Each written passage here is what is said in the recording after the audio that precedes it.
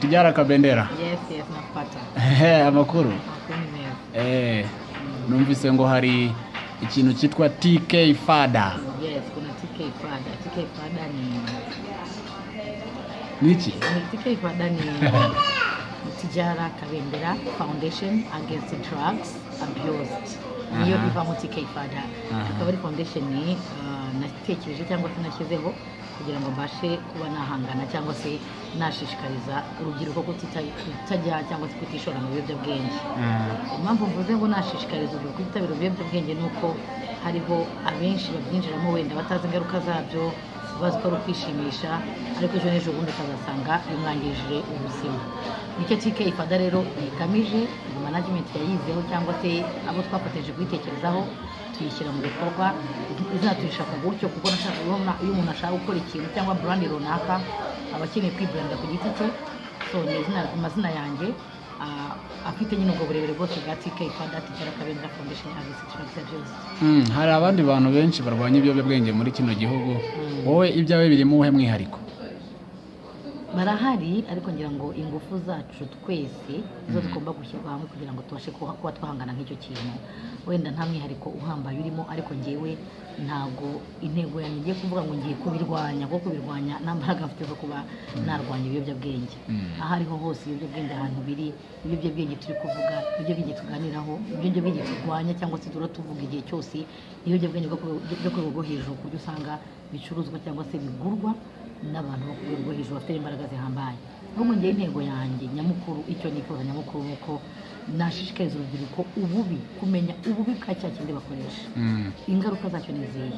Ashobora kubyinjiramo kubera imyaka, kubera urubyiruko akumva ejo n'ejo bundi ntakireka nkigiyemo, ariko hari ibiyobyabwenge winjiramo, hari drugs ufata kuzirika bikaba ikibazo, kandi zikaba zagamaze kukwangiriza ubuzima. Ibiyobyabwenge hano tuzavuga ni ubwoko butandukanye bwinshi. Hari kwitera inshinge, hari kokayine, hari ibyo bacisha mu mazuru mu myotsi, hari urumogi, hari inzoga zirengeje urugero. Hari umuntu ushobora kuba yavuga ati nshobora kunywa inzoga ejo n'ejo bundi nkayireka, ariko hari undi unywa inzoga akaba imbata yazo.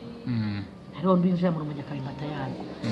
Ibi ngibi rero twe tugiye gukora nka foundation yacu ya TKFADA ni ukureba urubyiruko. Ese muremera yuko mushobora kuba urubyiruko mukaba beza, mukaba abasitari, mukaba Tijara Kabendera, mukaba abasitari beza nka Tom Close mutarakoresheje ibiyobyabwenge? Birashoboka.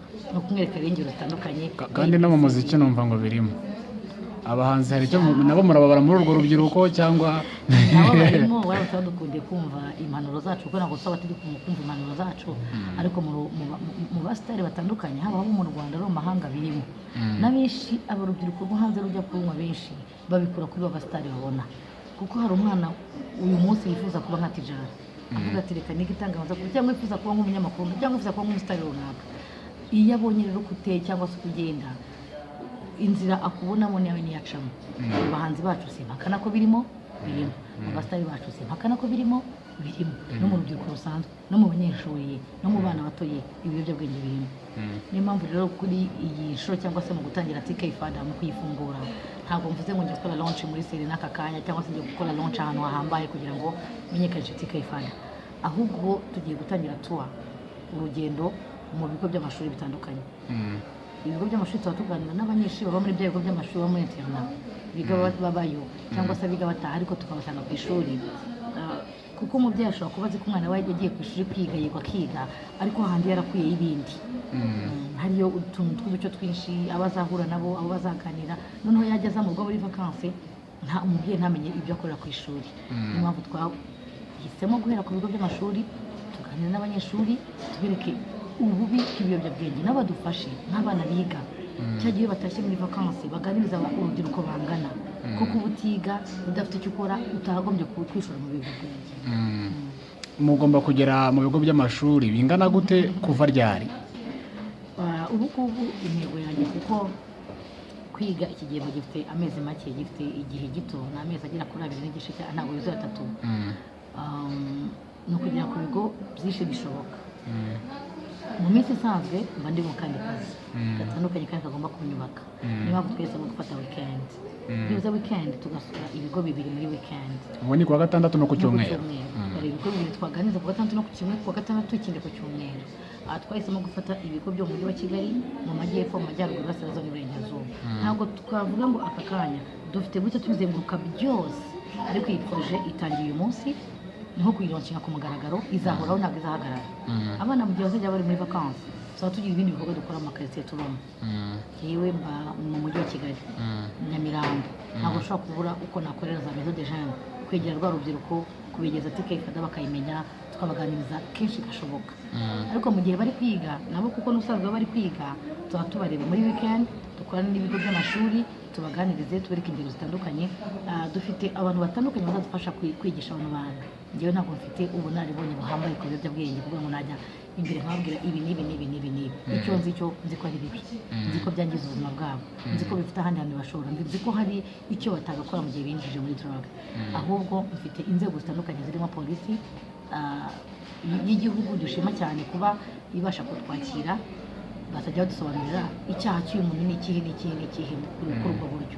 Dufite ababyeyi bafite abana babirimo, bashobora kutubwira ati uruhare rwanjye nk'umubyeyi nagize, intege nkeya nagize nk'umubyeyi kugira ngo umwana abyinjiremo n'izi n'izi n'izi n'izi.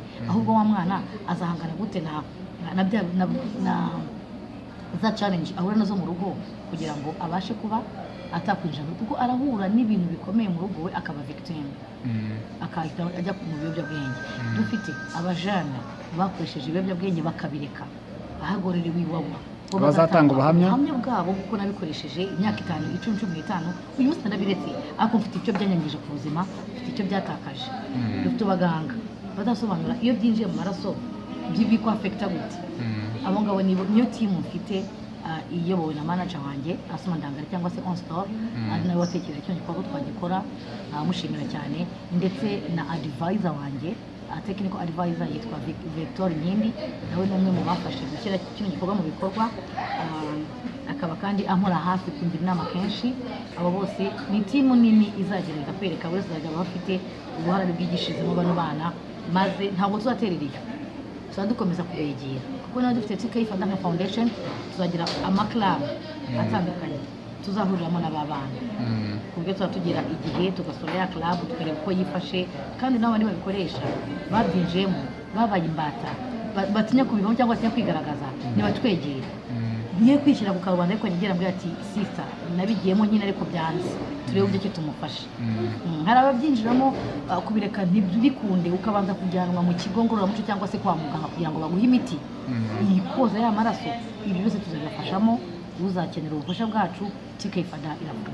Wakomeje ku kintu kijyanye n'uburere buba budakwiye bw'ababyeyi butuma abana bajya muri bino biyobyabwenge, ariko kampeyini yanyu, ubukangurambaga bwanyu ndumva bureba abana kuruta ababyeyi. Ntabwo twaba turi gushaka guca amashami, mukaba mushaka guca amashami, ariko ikibazo kiri mu mizi. Ababyeyi nta kintu mwateganyiriza bo, niba ari bo barera nabi ariko mukaba mureba abana. Ntabwo aka kanya nakubwira ngo njye njya kubitekereza, natekereje ku bana twe turi kubyiruka. Wenda hariho n'izindi foundation cyangwa se ubundi buryo ababyeyi baganira kugira ngo babashe kuba batata abana babo mu kangaratete. Ahubwo twebwe icyo tugamije, ntabwo tujye kwigisha umubyeyi wowe mwe kurwana, mwe gushyamira, kugira ngo tujye kwigisha wa mwana uburyo ki ashobora guhangana na bya bibazo yasanze iwabo. Niba papa na mama batumvikana, njye bikaba binyafekita, nkamubasha kuba najya mu biyobyabwenge, uriya mwana azahangana nabyo gute?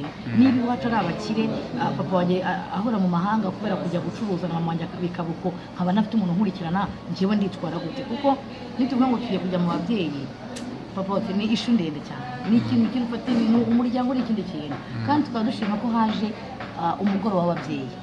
Hari ikintu cyitwa umugoroba w'ababyeyi, hari umuganda, hari inama zo mu tugari, ababyeyi baba bazanye basiga bahana n'amakuru. Ntabwo ababyeyi bakirwana ku karubanda ngo n'umugabo yirukankanye umugore nka kera. Byose ni ibintu byagiye biganirwa mu midugudu, mu tugari, ku mugoroba w'ababyeyi. Ibyo ngibyo bifite uruhare rwabyo mu kuzakora inshingano zabo, noneho twe tukareba inshingano z'abana. Niba umwana ubaye ingimbi, ubaye wa mwana w'umutineje, ugeze muri ya myaka yo kutatangira ko singomba kumva, ni wowe turi kwegera kugira ngo tukuganirize, aho kugira ngo uzagende mu Kigali kigushyira mu biyobyabwenge, wagendeye muri iki ngiki. Kandi birakunda ko wagendana n'abana n'ibiyobyabwenge ntubinywe, irakunda cyane ahubwo wowe ukabagarura ukabagira beza. Ibi byose ni ibintu TKFADA izigaho kugira ngo turebe ko twagira kuko umubare w'urubyiruko rukoresha ibiyobyabwenge mu mashuri cyane uriyongera rwose, imibare tutayibonera rimwe nk'abanyarwanda, ariko abasha gusesengura abana bakoresha drugs. Ntabwo wahura na popote uyu munsi cyangwa ngo uhure n'umusore w'imyaka 40-35 ukoresha ibiyobyabwenge ngo utekereze ko aribwo akibitangira. Ntibitangiye akiri ya myaka mikeya, ahubwo abura umuntu umugarura. Uyu mwanya turi kugarura wa wundi wabyinjiyemo nagaruke, wa wundi utarabijyamo nabireke. Urareba ukabona nk'imyaka 5 iri imbere TKFADA izaba imaze gutanga uwo musanzu cyangwa bizaba ari ikintu kingana gite? Mu myaka 2 Imana ifashije, okay 5 ni sava, ariko mu myaka 2 ndumva naba ntanze umusanzu ufatika, kuko nkeneye kubona urubyiruko rw'u Rwanda rutari muri drugs. Nkeneye kubona abajene bacu batameze batiyinjije mu biyobyabwenge, kuko nagiye nkora research cyane kuri drug, agenda mpura n'abasitari batandukanye twari tuzi twakundaga nk'abana, ariko uyu munsi utabasha kubona isura ngo uyimenye kubera iki drugs. Niyo mpamvu ndetse mvuga nti birashoboka ko twagira abana bacu akavuga ngo ndashaka kuba umusitari ukamujyana muri iyo nzira nziza, ndashaka kuba umudogiteri ukamujyana muri iyo nzira nziza, adatakaje icyerekezo cye, kuko hari umwana ubigiyemo atabishaka, yashakaga kuba umuntu ukomeye ariko yisanze ahantu hatari heza. Kandi hari igihe umubyeyi nawe abona ko umwana yakoresheje droge, ahubwo agahita amuca akamushyira ku ruhande, akaba aramututse, famiye ikamugira ikintu kitazwi, kandi abarwaye indwara nk'uko umwana yarwara malariya ugomba kwirukanya kwa muganga ukamuvuza. Mwegere ku bundi buryo.